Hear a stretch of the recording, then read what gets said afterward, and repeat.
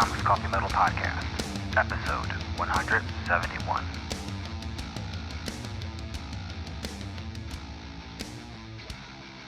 Greetings and welcome to the Comics Coffee Metal Podcast. I'm your host, Don Cardenas. Today I'm finally joined by the amazing artist and creator, Ibrahim Moustafa. Ibrahim, thank you for coming on. Thanks for having me, man. I appreciate it. I'm glad we finally getting to do this. Yeah, I've been a fan of your work ever since High Crimes, which came out in a year I will not mention. Yeah.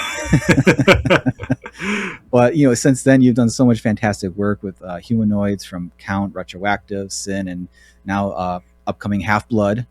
And these are just gorgeous books all throughout. I've enjoyed everything you've been doing with Humanoids, and I'm so glad we get a chance to talk. You also do some really, really cool custom action figure stuff, which I definitely hope we get a chance to chat about a bit. But, before we get into all this cool stuff you do, the rule of the show, I got to ask. Comics, Coffee, Metal, what have you been digging lately? Yeah. Well, as we mentioned a little bit before we started recording, I'm not a metal guy. I'm a hip hop head. I came up as a breakdancer, and so that's always been my thing. But just on the subject of metal, and you probably know this, but I found out recently, because I'm also a big James Bond guy, right?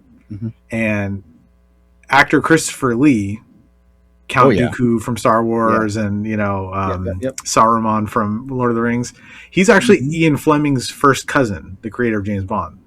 That's right. And he came up recently in conversation, and I found out that he has multiple metal albums that he's made. And I just thought that was so dope. This old man was like, he recognized that he was bringing something to the table vocally for that, and so he did. I mean, I don't know what his personal relationship to it was, if he was a fan of it or if he just saw it as a lane that he could fit into, but I was pretty amazed by that. Yeah, he because he has a very operatic voice for singing, and that fits very well with like power metal, fantasy kind of metal stuff. And him being a huge fan of fantasy, J.R.R. Tolkien, and all that, because he's very much was a huge fan of the Lord of the Rings books before he was even cast, for years and years and years and years.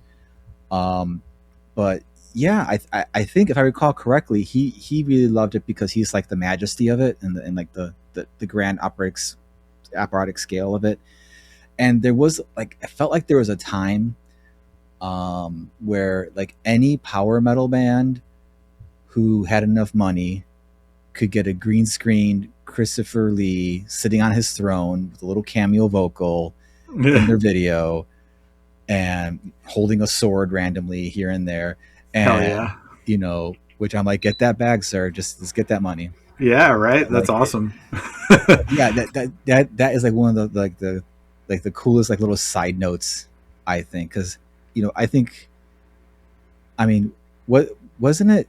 It wasn't James Bond partially based on Christopher Lee, based on his. Well, Ian Fleming was in the Royal Navy and allegedly part of what I think would have been called the Special Operations Executive back then. Eventually, became MI6.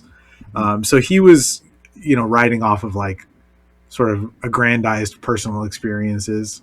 But I very likely that some of his cousin bled into that. Maybe if they were close, who knows? Yeah. Well, I just think of that story of when they were filming Lord of the Rings, where, after when Saruman's getting stabbed in the back, and Peter Jackson's like, "Oh, why don't you go like rah, rah," and he's like, Peter, have you ever heard of what the sound a man makes when he's stabbed in the back? Because I have. And he's like, you do what you want to do. He might have been he might have been in World War II or something too. I'm like, yeah, he was. Apparently he would tell stories of like just gnarly shit. Yeah. But yeah, Christopher Lee is like just ultimately incredibly fascinating. In any aspect of his life, it was intensely fascinating. It's just like, but he has so many things you can just like look at. Yeah, definitely somebody you'd want to just sit down and listen to. Tell stories both for the quality of his voice and probably the quality of the stories. But yeah, that's kind of my metal. The only brush I've had with it recently at all. As far as coffee, I drink a lot of it because I make comics, and it's hard not to.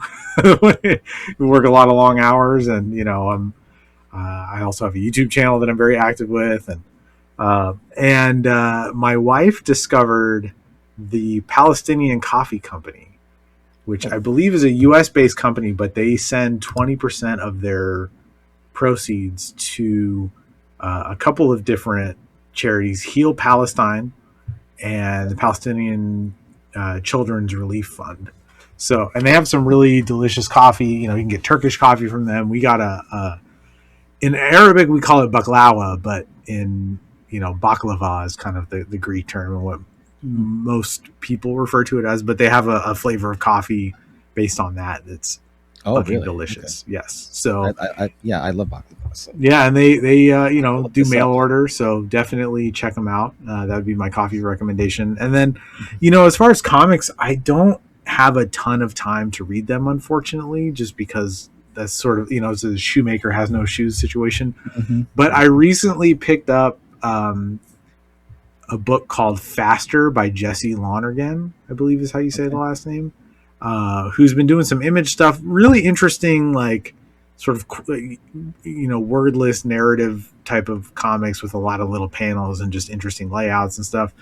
And Faster, I wish I could remember, I don't have it to hand, but if you Google it, you'll find it. And it's just a cool kind of racing story about sort of F1-esque style racers with like sort of their own little personalities and stuff. It's very short. It's kind of a graphic novella. But the longer I'm in comics and around comics, the more I want the sort of off the beaten path stuff that is more of a craft exercise than like a, big two sort of deal. I mean, I don't even really read big two stuff anymore at all. So not to say there's anything wrong with it. It sort of doesn't do it for me these days, especially the longer I'm in it, the more jaded I get by the industry. Well, this is definitely a topic that is, repeating this sentiment is definitely repeated a lot in the show. Whenever I talk to other creators, it's like, you don't have time to read. And most of the time when you do, you're kind of looking for something that's, not what you're used to reading, not what you're, something to kind of like, probably just something in our heads. It's just like, I want to read comics, but I don't want to read comics.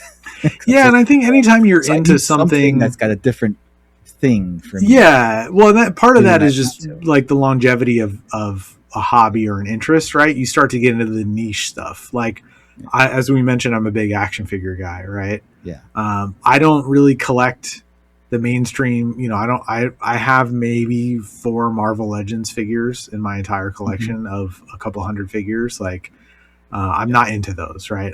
Everything I get is like a niche import, like third party unlicensed version of a thing, or things I'm making myself. And, so I think everybody kind of gets into like the less well-trodden path version of a thing they're into after a while. A lot of toy collectors get into bootleg stuff, because once you get all the Ninja Turtles and all the He-Man stuff or whatever, it's like, oh, well, there's this Argentinian bootleg because they didn't have the license in that country, and these are called like Tordu fighters or whatever, and they're like a Motu body with a turtle shell on it, It's definitely 100%.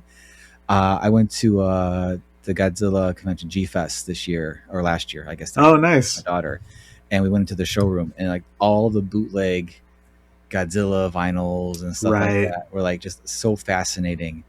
And it was hard. I'm not a huge toy collector. I didn't even think I was like a big, Godzilla vinyl collector, except I guess post-pandemic, that just kind of became the thing that I have a whole shelf right up here, full of vinyls. My wife just got me, the Bandai Space Godzilla for Valentine's Day. Oh, nice.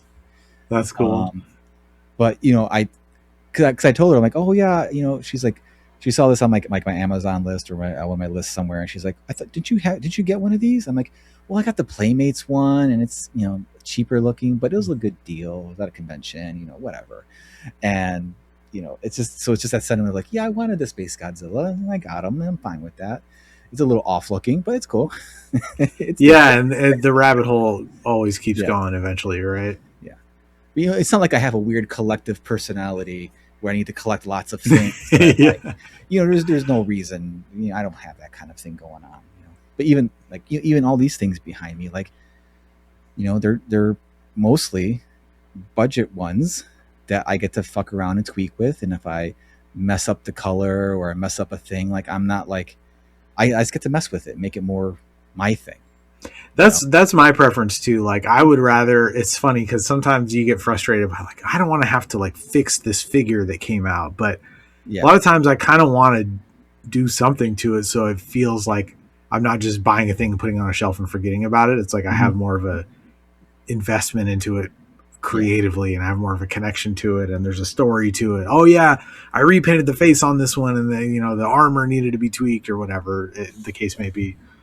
Yeah, and that's something I really appreciate about the seeing the work you do on all these custom toys and stuff like that, because it's obviously you got like a deep passion for what you're doing there, and seeing how, like, because if I recall correctly, like I think you've this is a fairly recent, I think, like thing for you, right, in terms of like starting to like, or at least talking about it. Yeah, I've looking back on it, I've been doing it probably for about 10 years now, if not 8, between 8 and 10 years. So it's actually been a while, but it doesn't feel like it because it's so much younger than my comics stuff, Yeah. I mean, I've always been into figures. I used to try to sculpt my own, like as a little kid, I had Ninja Turtles and the knockoff Kenner Superpower Superman figure that Toy Biz put out, and a few other things. And then I remember when The Matrix came out, I think I was reading a video game magazine or something, and I saw an ad for the McFarlane Matrix figures. And it blew my mind. Like, I didn't know you could do that. Because my whole life, I've always been into, like, realistic versions of things. Yeah. And that was one reason I gravitated toward Alex Ross, which is what eventually got me into wanting to make comics, is because I saw his work and I was like, oh, like, it's so much more compelling when it looks like a real person, to me anyway. And of course, since then, again, the more niche your interests become, like, I like all kinds of art styles, but that was the thing that drew me in because it made it more believable to me. Because we didn't have movies and TV shows left and right back then and my connection to a lot of that stuff was like the Christopher Reeve Superman movies. I love Superman, right? And so seeing an artist depict him as a real guy that wasn't a specific actor just like totally lit my brain on fire, So within that same sort of line of thinking, when I saw the McFarlane Matrix stuff, it looked real. Like it was like a anatomically correct real little person in like a scene. It was like a moment in time, and because they had like explosion effects and coming off the pillars in that lobby scene and the little dioramas they came with, and it just spoke to me on a level of like, that's what I always wanted my toys to look like. In fact, for the last couple months now, I've been doing a little series of videos on my Instagram and YouTube where I show those. Like, thank you, man. Yeah, I was like how it looked as a kid versus what I wanted it to look like. So I'll show like the little kitty version versus like my either third party figure that I picked up that looks like a real person or one I made myself, right? So yeah, that's what really set me off. So I, as a teen, I was like trying to sculpt my own Matrix figures. Like I found I found one recently that I had in storage somewhere of like a Neo I was trying to make when I was like 15 out of clay, so I've always kind of been into it, but things like I was an avid soccer player when I was younger. Then I got into breakdancing, and that was my life from the age of 15 through my like probably mid to late 20s. And so that was my hobby. Excuse me, I was still drawing, but like that took the front seat until I realized like, okay, comics are what I really want to do. And then in my like mid 20s, I started to really buckle down and work on that. And then so once drawing, which was my hobby, became my job, it was like I sort of needed another creative outlet that didn't have deadlines and that sort of thing. Of course, being me, I have sort of turned it into like a second job. But like that's the curse of the creative. Yep. It's like you have this thing where it just you make it another priority that doesn't need that has deadlines, that has these things you have to hit. But it's a kind of a beautiful thing, and it speaks to how much passion people have about multiple things. Yeah, and for me too, there was like, could be very unhealthy sometimes, but it's all about balance. It's all about balance. Yeah, and there was some strategy involved too. I mean, I was doing it for fun, but starting a YouTube channel for it was a bit of a strategic move because, and I've said this a million times, but like the industry is not really kind to marginalized folks, right? And like my name is very ethnic. Like I have a hard, it's been a real hurdle for me in this industry. I mean, and I've told this to people in positions of power at these publishers. Like somebody with half my resume with a more Anglo name is getting more opportunities than me. Like I've done it all. I write, draw, make logos, trailers for my books. I've been, 3 Eisner nominations, including for writing and drawing. And it doesn't afford me the same opportunities as other people. Right. And when you get those opportunities, your work gets put out in front of people. And usually that is by way of big 2 work. Right. And you get to build your following, and then you can take that following to your career or own stuff. Well, I have not been given those opportunities, but so I was looking at it like, okay, well, how do I use my interests and my skill set to get different attention, and that came by way of, okay, well, I'll start a YouTube channel. No one's hiring me to draw Batman, but I'm making Batman action figures, and like that, I can still use those characters to my benefit, even if it's not, being like afforded to me in the same way. And so, that led me to creating my YouTube channel that I have domain over, which is great. And I mean, they could take it away at any time because it's YouTube and Google, but like, it's a thing outside of like the permission structure that I get to do. And I put ads for my books in every one of my videos, right? So when I build a Batcave diorama that gets 60,000 views on YouTube, that's 60,000 times potentially, if somebody watches the whole video, that an ad for my book is being seen. It doesn't, it's obviously not a one-to-one translation to sales, but it's certainly more than I'd be getting if I wasn't doing it. So it's been a nice thing in that regard, just kind of like a creative outlet, but also like a way to kind of set myself apart and sort of turn a weakness into a strength. No, that's a really, really, really smart move. To make, this extra, work you kind of put upon yourself to like do the videos and do all that and show that, have it be a part of the collective you. And I appreciate that. That's something I've been trying to cultivate, because like a lot of people, like I've had a few friends say like, well, like, should you pick a lane? Like, do you want to be known for toys or for action figures? And I'm like, or for comics. And I'm like, I want to be known for just me as a creative and my output. And I feel like that is perfectly attainable. I don't think it has to be either or. And so far, thankfully, it hasn't. I mean, I have people who follow me for toy stuff, and people who follow me for comic book stuff, and people who follow me for both. And, I think it creates a healthy sort of ecosystem where I'm not just completely, in one lane all the time. Yeah, no, I totally get it. There was a time where I kind of thought maybe like this podcast was kind of like that thing for me, but it never felt right in feeling that way. Because I initially started this podcast as a way just to talk to my friends more, because I'm a homebody. I don't really go out to cons. I don't really like just go out late on con when I do go to cons or whatever. Like, and I just wanted to have more conversations with my friends that I was meeting at these places and on social media that I couldn't have across the table. Right. And from there, it just kind of became a thing. And now, I've actually been trying to actively like separate it a bit from like, I just this year, after like doing it for like 6 years, finally gave it its own Instagram account and its own Blue Sky account, just because I'm like, I feel like I need to separate it, because I feel like doing the podcast is more of a,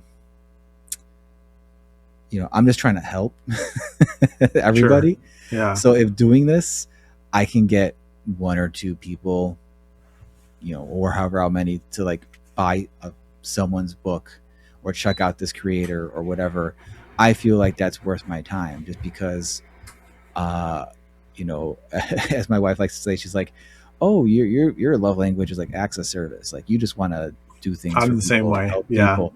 So like, you just wanting to do this just to get people's stuff out there, like making it feel like it's for me feels kind of dirty. Like, like, well, but I mean, thank you, first of all. Secondly, I think that's, I'm an acts of service guy too, 100%. Yeah. And in fact, my wife was the one who told me that. I didn't know that was a category, and then I was like, oh yeah, absolutely I am, like, because I mean, for one, I didn't have anyone doing that for me growing up. And so I think it's like, I'm filling a void that I felt. But two, like, I value my time and my effort above anything else, my wife and dog and family notwithstanding, but like, that's just like one of the highest priorities. That I can't offer you more than that. You know what I mean? That's the highest thing I can give you. So like, for me, that is like the most selfless thing I could do, because my time is at such a premium. Right. So, I think there is a selflessness in it, even if you are getting like some, endorphins from it or whatever. So, well, and it is helpful to us. I mean, like, the internet, you have to have your name and your book titles and all that stuff out there for search engine optimization constantly. Yeah. Otherwise, something else is getting bumped up, and it's already a slanted game in terms of like, there are companies that pay to be the top search results and things like that. So, yeah, man, whatever we can get, I mean, it's helpful, Yeah, and just to be clear, me comparing, saying mine feels like icky for myself, that's just me being dumb. And well, no, but I get it. I mean, I think that's because I don't. And again, I don't view the podcast as like a creative endeavor. I view it as a social endeavor. Sure.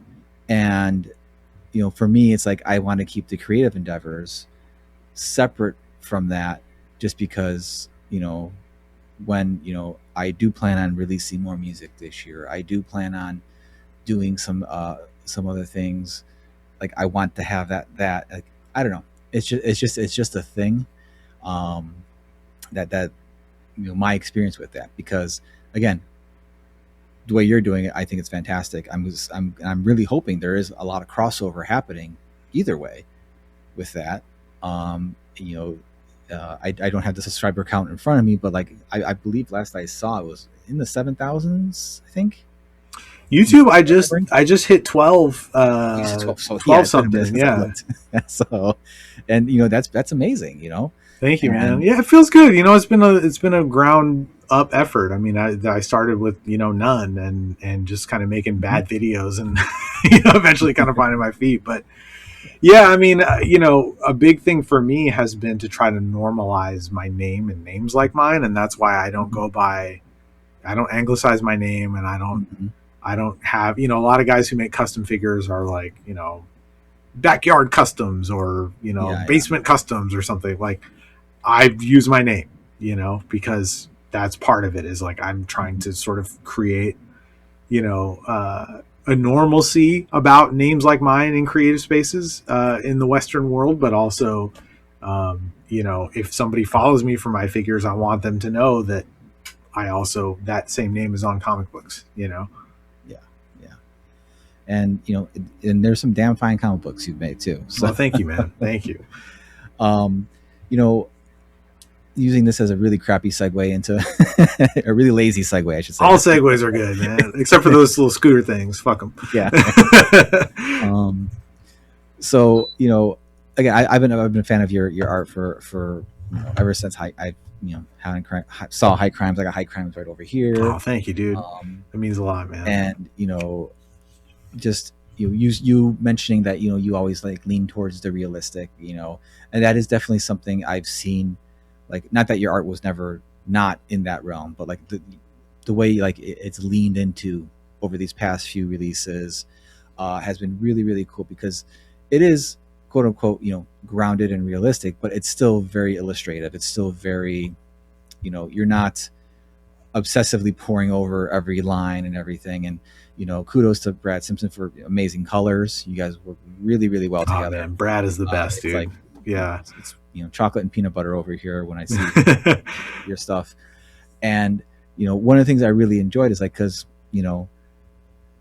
as an artist myself, like I don't, it took me a long time to realize like, oh yeah, I don't want to draw like Joe Madureira, or I don't want to draw like I'm not gonna name any current art big artists, just because not a dig. I love all art.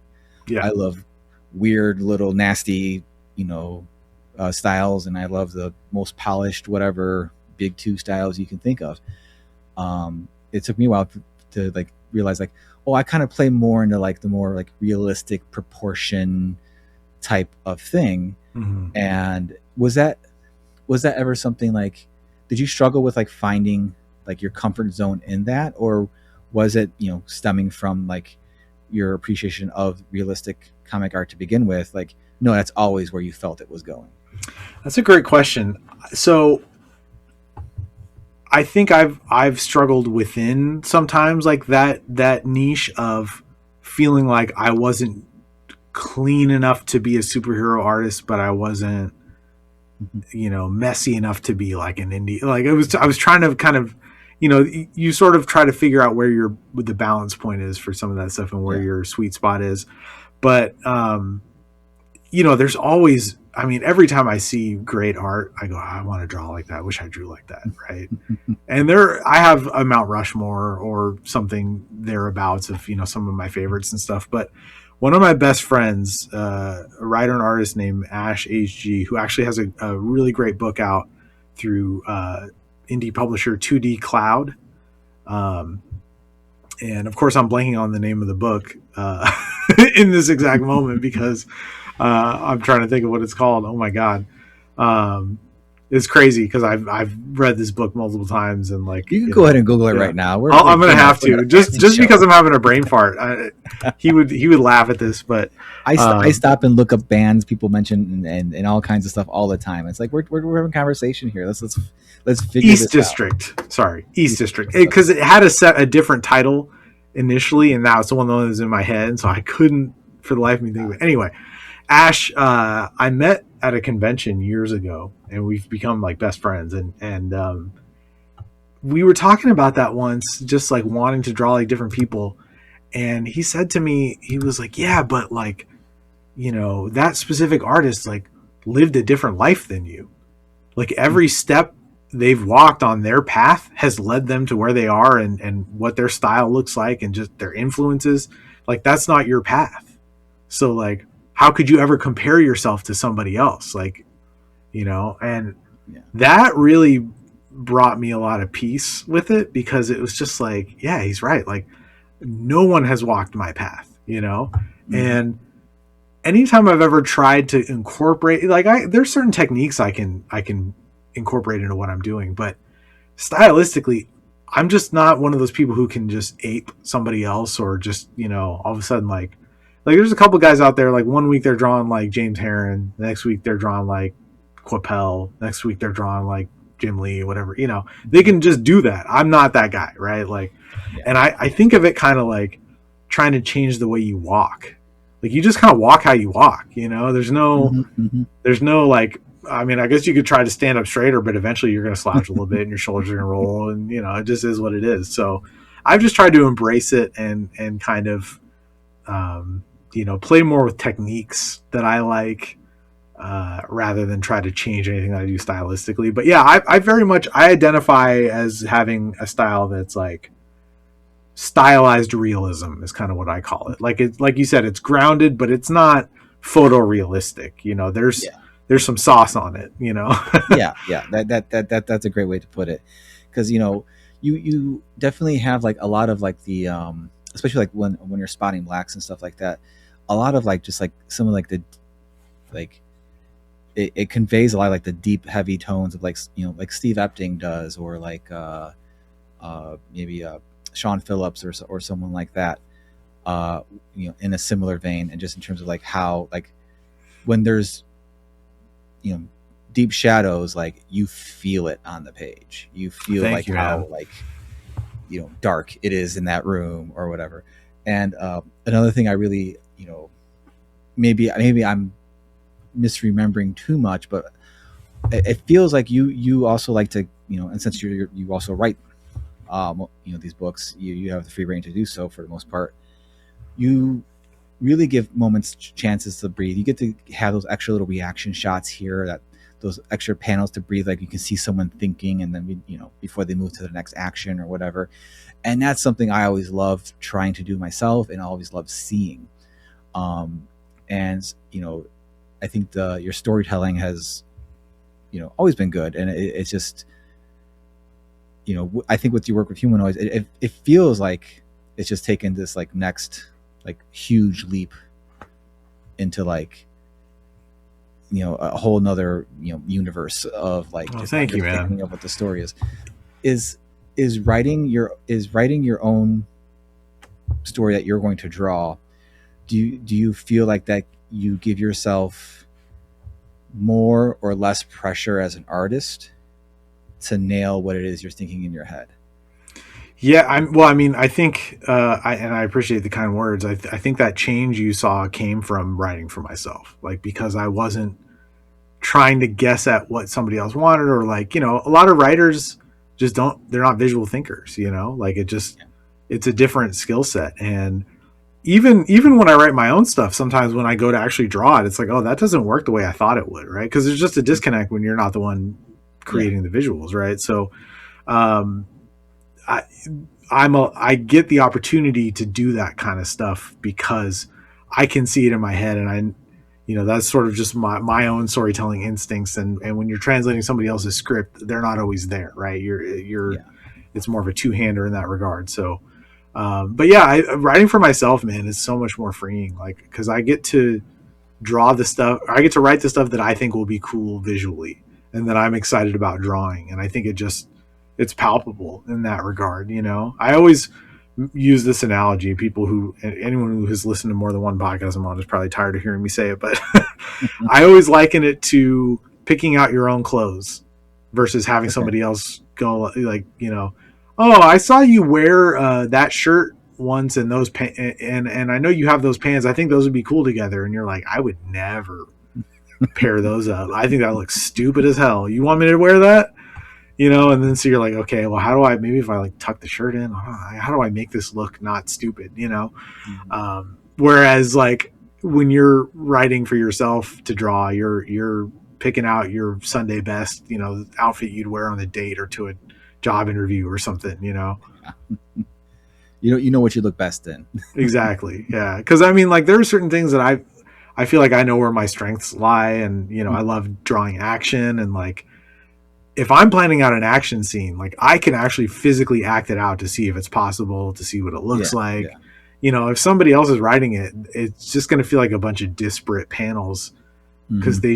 it was a stream of consciousness in their head, but it's like, did you try this? Like, Yeah. like, have you actually physically gotten up and done this and taken photos of yourself to see what it would look like, or if it's possible, or, so I feel like that is where I get to, shine the most is because I'm, choreographing those things. And I think very cinematically. I mean, I'm not somebody who's trying to make movies and, but like in a way I am. Like I like the experience of, I want my books to feel like you sat down and watched a really, satisfying 90-minute to 2-hour movie. Like that's what I want people to come away with, Yeah.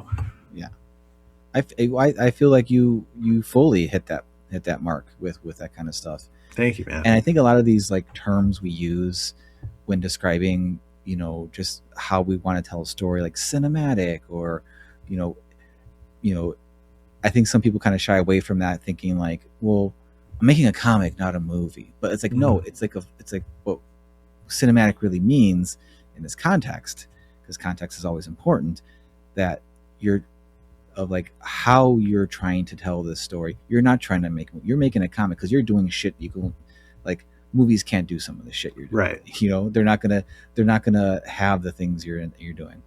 And so like you're in control of this. It's just you want that kind of framing, you want that kind of feel, because that's a certain kind of feel you can have. Yeah, you want to evoke that feeling that people get when they watch a movie that is compelling to them, or a show, or you know. Yeah. And that's a specific thing. And you know, I love comics. I think it's, you know, the best, if not, you know, one of the top mediums of all, you know, creative endeavors. But it is hard to argue about how you feel when you're just sucked into like a movie experience. You know, maybe the lights are low and you're just locked in, and you know, trying to evoke that feeling with a comic, I think, is a perfectly valid and frankly, you know, wonderful thing to accomplish and do. Yeah, and there's a lot of shared stuff, you know. I mean, movies are edited to be paced a certain way, right? Comics, you're pacing it a certain way as well. I mean, you know, the variable there is the reader and how quickly they move through the pages and stuff like that. So you have to take certain things into consideration. And there's some stuff you can't influence at all. Like, you might get a phone call in the middle of one of my books. I can't control that, right? Yeah. But that could happen with a movie as well. One of the things that I do employ is, like, for example, on my last Humanoids book, Sin, there's a big chase scene on these sort of motorcycle type of things. And because it's in the open air and they're going at high speeds, I have zero sound effects or dialogue throughout that. You know, a character might go, "Ugh," or something, but the point was not to, you know, and actually this is something the letterer took some liberties and put a bunch of sound effects in. And I was like, no, take that shit out. We're not doing that. Like, I appreciate that you're trying to be creative, but that's not what I want here. It's not in the script for a reason, because I know that people are going to go from word to word. That's how our brains work, right? And I don't want them to go clang, zip, wow, poop, and then not see what I drew, right? The whole purpose is to, like, immerse yourself in the visuals of what's happening. And if you're just reading words, you're not going to do that. And so that's a choice I made narratively to try to, you know, help guide the pacing, help control like where the eye goes and things like that, and sort of force the reader to engage with it on that level. Yeah. And, you know, and that is something I think that, you know, probably was, you know, I'm gonna assume was, like, you know, mostly born in comics. I understand movies came out, they didn't have sound or whatever, but, you know, but like in terms of this, like that intentional use of like silence to convey, you know, intensity or anything like that, you know, it is something movies have adapted, and it's a very effective tool. You know, like, I think we've all seen movies where, like, there's a real tense moment, all of a sudden the sound just drops out, you know, they make that decision, whatever, and you're just like stuck watching the visuals, and you're just like, and you're fully locked into it. You're just completely immersed. And to put a pin in the comics movies comparison, they've both been around for like the same amount of time too. So it's not even like one was like around so much longer than the other one. They've informed each other their entire existence. For sure, yeah. So, but your books definitely, you know, have that feel. And I'm glad you brought up that you like doing action, because that's one of the things I really appreciate about your books, in that, you know, you have that realistic feel and style, but the action is always very dynamic. It's never stiff. It's never overly, you know, it almost feels like, you know, like it's like some of the fights just, you know, in a few of the books almost feel just like it's just not choreographed. It's like these people are just fighting, you know. It doesn't feel like you're every moment was poured over by some expert, like, here's how they would swing this here. It's like, no, someone's just trying to deck somebody, and it's just kind of there, you know, and that feels so much more visceral to me when I see things like that. I appreciate it, man. You know, yeah, I try to keep it organic and sensical. You know, I want it to have a flow to it. I want it to be, I want it to make, you know, logical sense in terms of, like, you know, a person being from, and I wanted to, you know, one of the challenges with comics is it is static images, right? And I try to blur the lines between them as much as possible. Like, I want the flow to be apparent. I want the reader to see how I got from one pose to the other, because it's a fluid motion as much as it can be, you know, with static images. Yeah. And, you know, it works really well. And, you know, I'm not trying to say like it doesn't flow. In fact, I'm just trying to say like it feels more organic. It feels like, you know, yeah, it just doesn't feel staged. It doesn't feel like it's a dance. It feels like it's an actual intense moment happening here. And that can, you know, both have their benefits. You know, big old Sal Buscema punch, sure, you know, a piece, you know, or anything huge like that. But like for what the stories you tell and what you do and how you draw, like that just, I feel like that's the icing on the cake there with that. And you know, you mentioned a little bit about, you know, when you're writing and when you're drawing, you're like, oh wait, that's not going to work. You know, once you start drawing it, does a lot of drawing enter the writing phase? Like, do you use thumbnail when you write? Do you kind of like hash it out that way, or do you sit down and type and that's how you write? Yeah, I just sit down and type. A lot of times the idea, like, I have the picture in my head of what it's going to look like, and most of the time, you know, there is a gap between actually writing it and actually drawing it.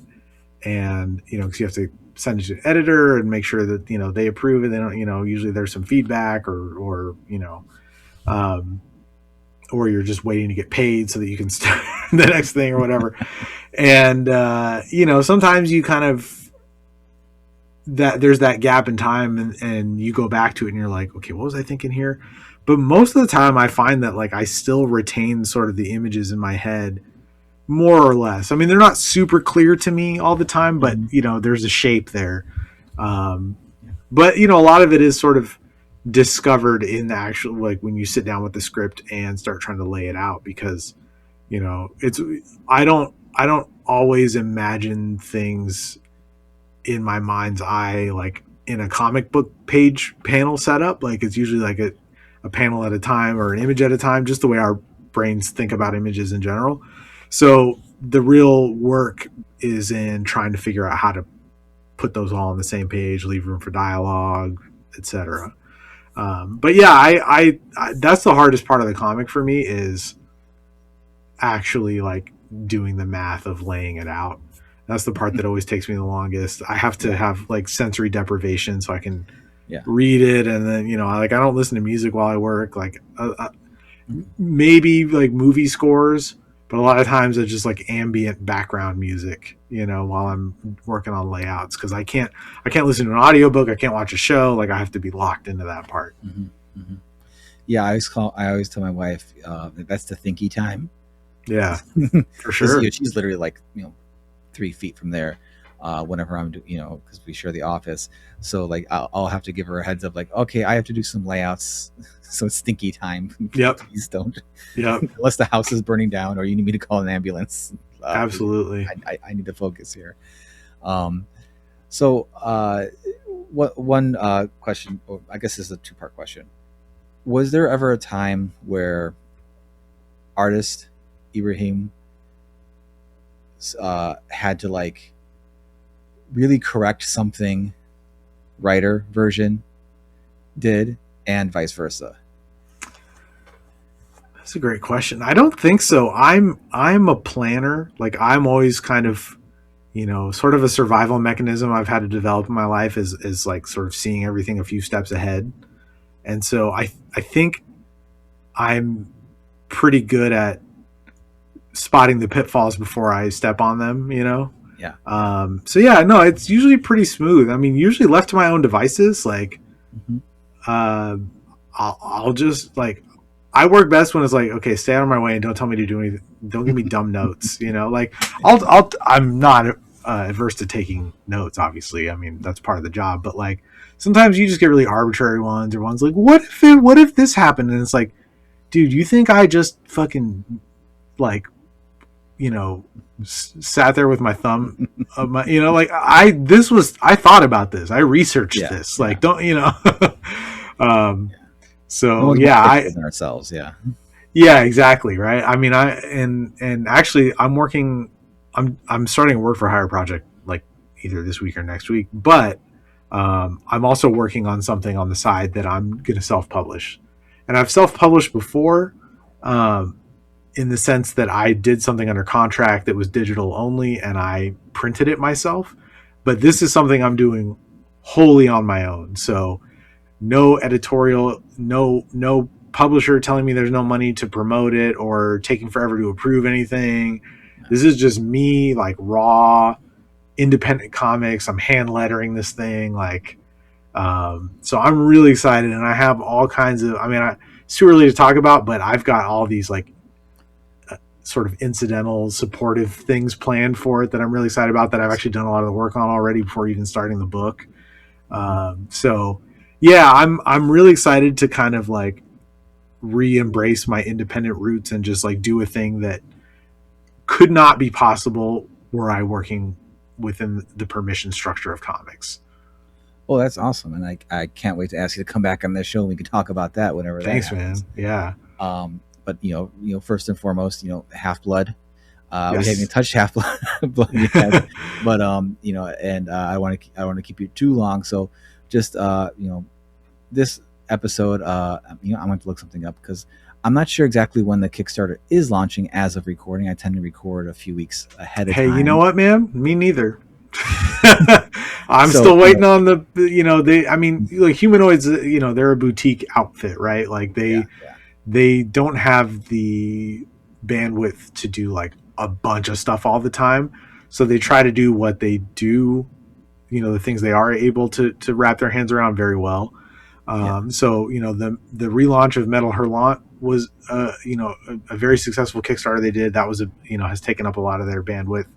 And then they recently ran a Kickstarter for a book that has stuff with like a Jodorowsky story drawn by Pete Woods, and then one by Gabriel Rodriguez from Lock and Key that I think he was writing and drawing. So they just concluded that campaign, and I believe mine is next up. They've really found a lot of success with Kickstarter because, especially with the implosion of Diamond, like it took the product out of this like sort of niche funnel and stopped bottlenecking it and just made it open to literally everybody. Yeah. So they've really embraced that. But the flip side to that is that just like, because they have to run it and stuff, they only have the time for so many at once rather than sending out, publishing stuff through a catalog and things like that. So, I'm just waiting on them to, tell me, hey, we're good to go. But the book's been done for over a year on my end. I mean, I finished it in December of 2024. Oh, wow. The letterer took his sweet ass time getting it done.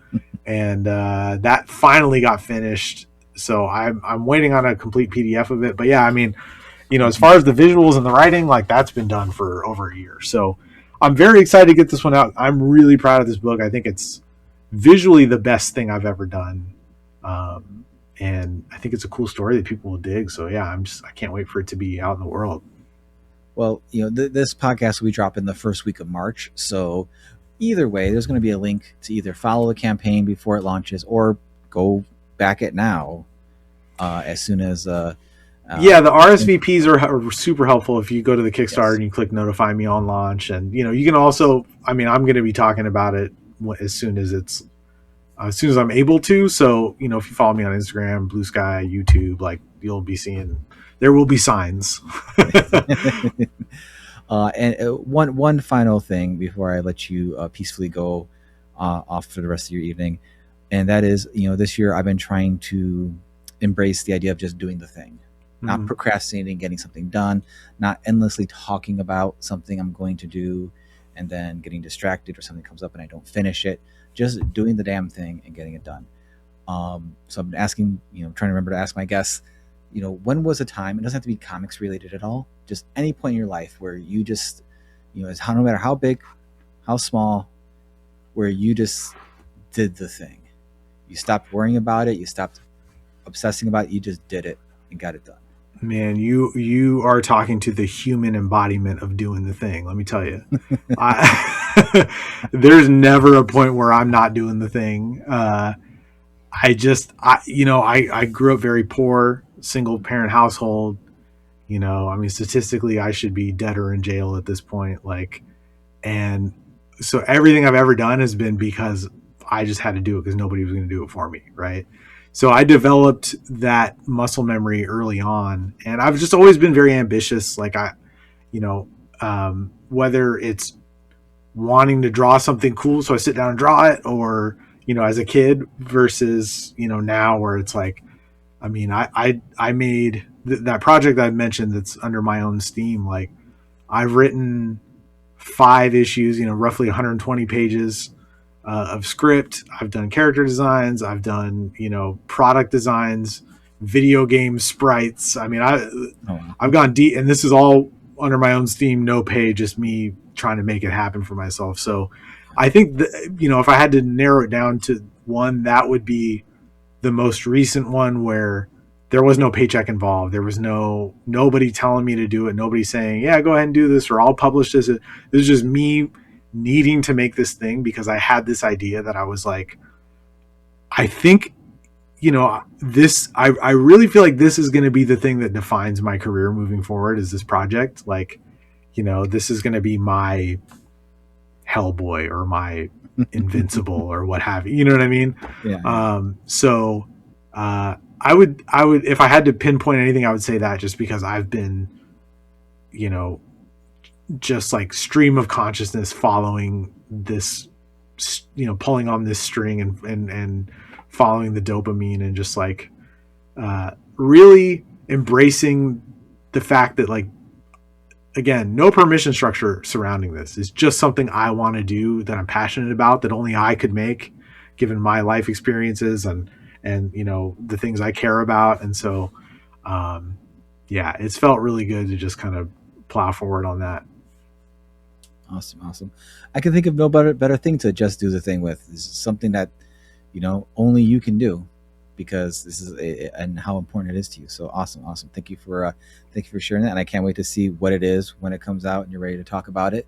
Thank you, sounds man. like you get a lot of really cool stuff surrounding it, so I'm excited for that. I'm definitely the type of person who's like, just can't make a comic. You got to do a bunch of stuff around it, because there's all these cool things you can do. Why might and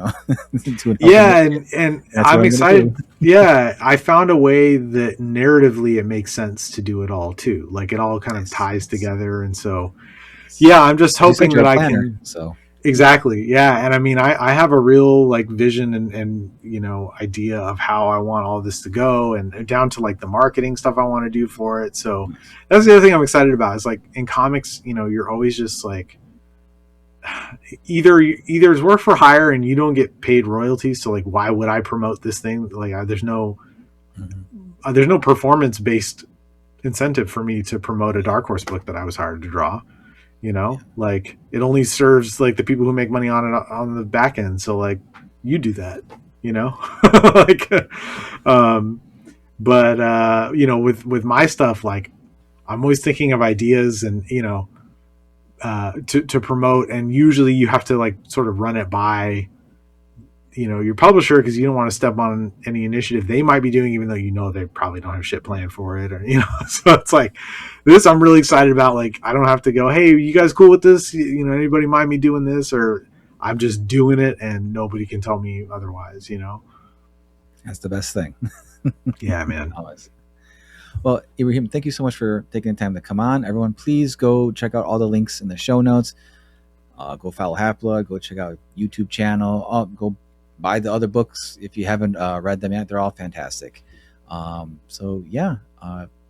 thanks again.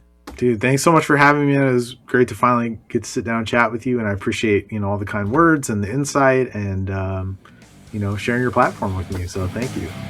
Anytime.